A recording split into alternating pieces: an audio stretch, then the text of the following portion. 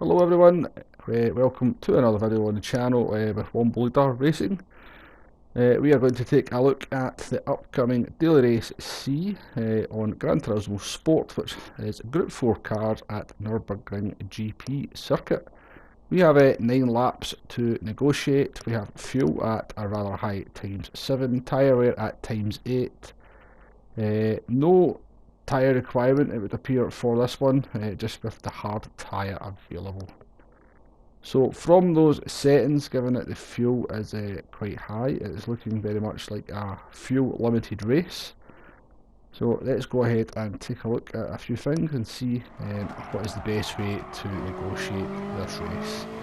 So we briefly did some testing just to get an idea of the difference between lap time between a fuel saving lap and a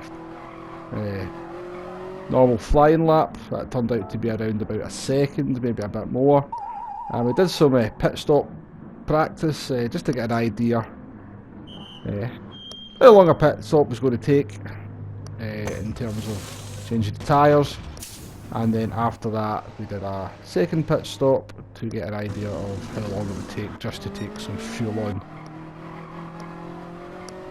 So the upshot of that is that to take on just 15%, or I think we actually take 16% fuel on, was going to cost in the region of about 10 seconds in the pits.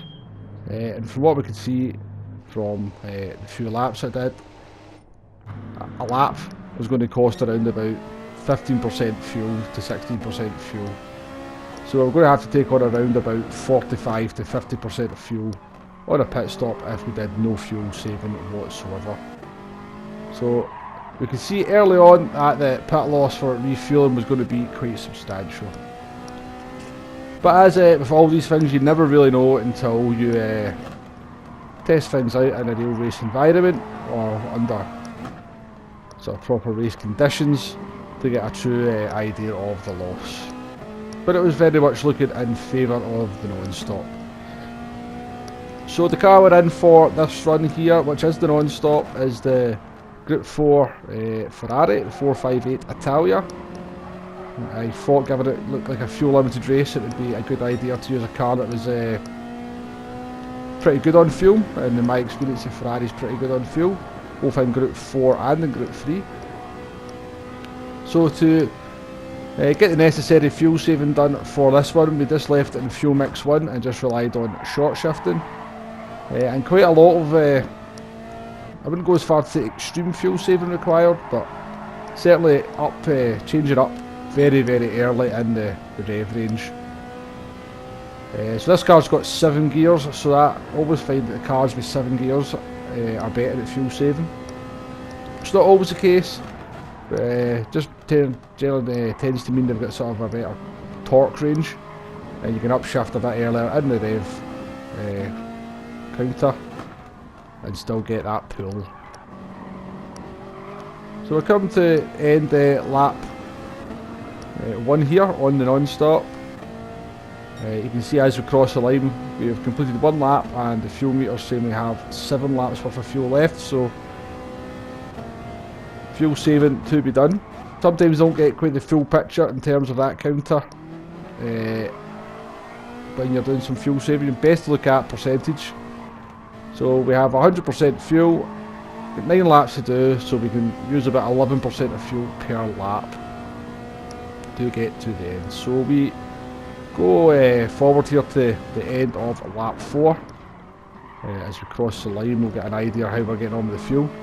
If you don't know, you can actually abuse the track limits on that chicane. It can save you a good 3-4 tenths if you get it just right, but be aware if you sort of try to be too liberal, you will get a half-second penalty. So we cross the line there to complete lap 4, 5 laps to go, and we've just about got the fuel where we need it. Lap times in the sort of high to mid 207s. Now I knew if I wasn't fuel saving I could do sort of mid to low 206s. So losing over a second a lap, just the fuel saving was costing us. So jumping forward all the way here to lap 9, as the car has got lighter, the lap times have come down a little bit, and we managed to save a little bit of fuel for the last 2 laps to be a bit more aggressive. You can see those lap times have dropped from mid 207s. Actually, in lap 8 we did a low 207. Tyre wear, not an issue in this one.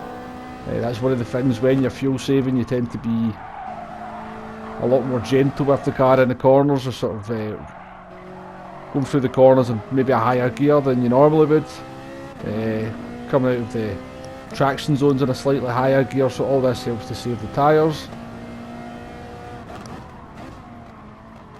So tyre wear, certainly not an issue in this one. When you're doing the non-stop, that is, anyway. If you were to be a lot more aggressive and maybe go for a pit stop, then tyre wear might come into play a little bit more at the end of the race. But we shall see how that's looking when we take a look at the one stop in a moment. So as I said, we had the fuel nicely under control almost by the mid-pack of the race, and we managed to do a lot of our fuel saving and get it just in the positive, if you like, for the last 2 laps. So we're able to sort of, at certain parts of the lap, be a little bit more aggressive on the acceleration.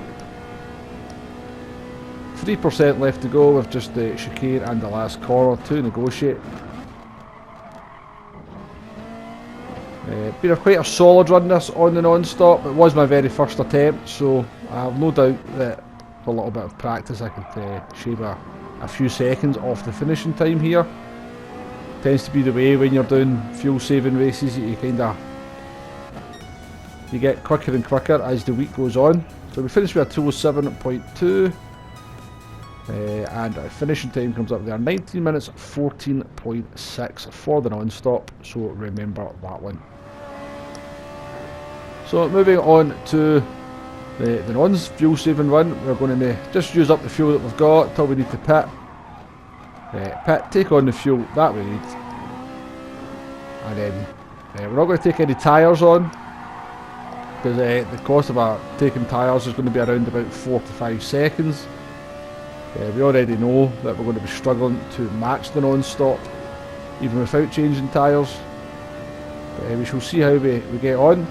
Now, one thing when you are going to be doing the one-stops, you're going to be more aggressive, and this may well be something that's more likely to happen to you on that case. We pick up a half-second penalty there.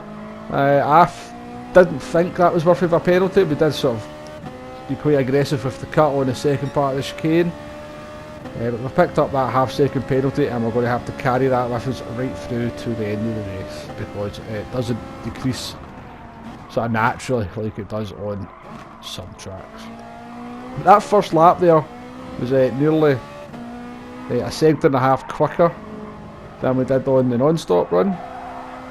And as we jump all the way forward here to lap 6, you can see the lap times in the 206s, but as the fuel starts to burn down, we've done a low 206. Tardy lap on lap 4, certainly the best part of a second lost there, but again that's one of the sort of maybe the disadvantages, if you like. If you were going to go for the one stop, is you've got to be a lot more aggressive, push the limits a little bit more. And the sort of further headache to that is that you start to use the tyres up a little bit more as well. But we're coming to the end of lap 6 here. You can see we are very low on fuel, 8% left, so we will have to pit at the end of this lap, take on about 3 laps worth of fuel. We know that a lap is worth about 16%, so we are going to have to take on just under 50% fuel to get to the end of the race driving in this manner. So into the pit lane we come. Quite a tricky pit lane because you are in control of the car round this last bit, so we've got to do some braking. No tyres to get taken on, we're just going to coming in for fuel. And you've got the diamond there right on the sort of just before the halfway point, so we're going to refuel somewhere close to that. You can see we are stationary for quite a bit of time here. We actually under fuel. That was actually an accident. I actually meant to put in enough just to push all the way to the end, but we're a few percent short. You can see that lap time there when we come in for the pit stop was a 2:22.4. If you remember, the non-stop was doing 2:07s at that point, or sort of mid 2:07s. That's a 15-second loss alone on that lap.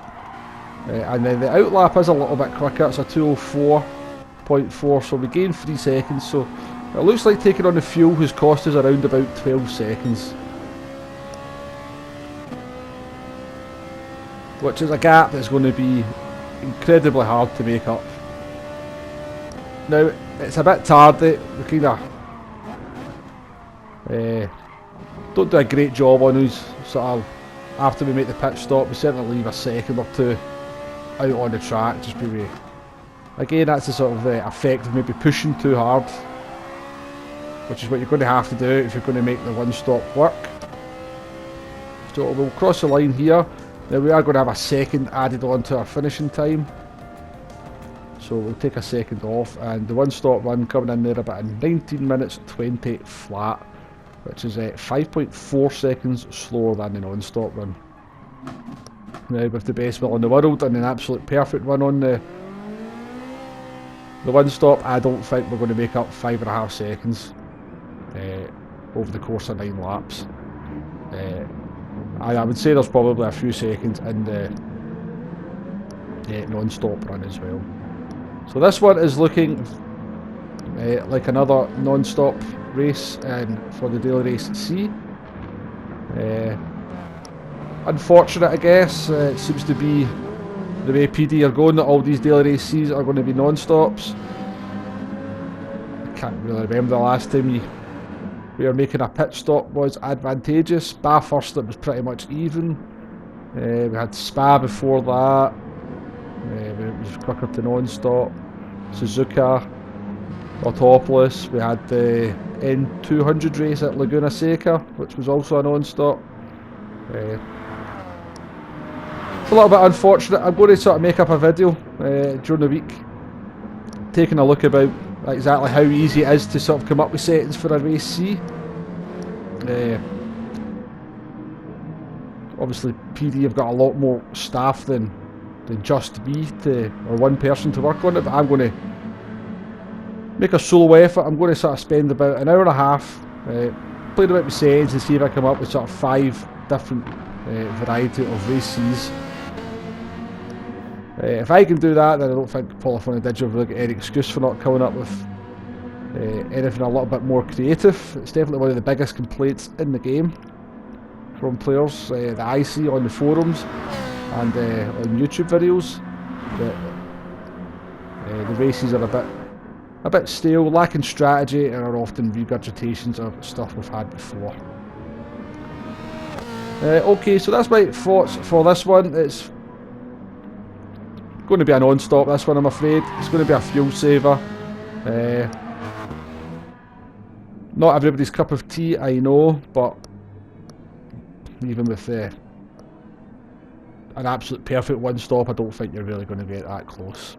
Particularly as the week goes on, people will work out the best cars for doing the non-stop, the ones that lose the least time fuel saving between flat out. Something like the Citroen's always very good for that. I think the Jaguar will be a popular car as well. Anyway, that's my thoughts for this one. If you've made this part of the video, thank you very much for watching. If you like what I'm doing, then give that like button a wee hit, and subscribe if you already haven't. Goodbye now, thank you.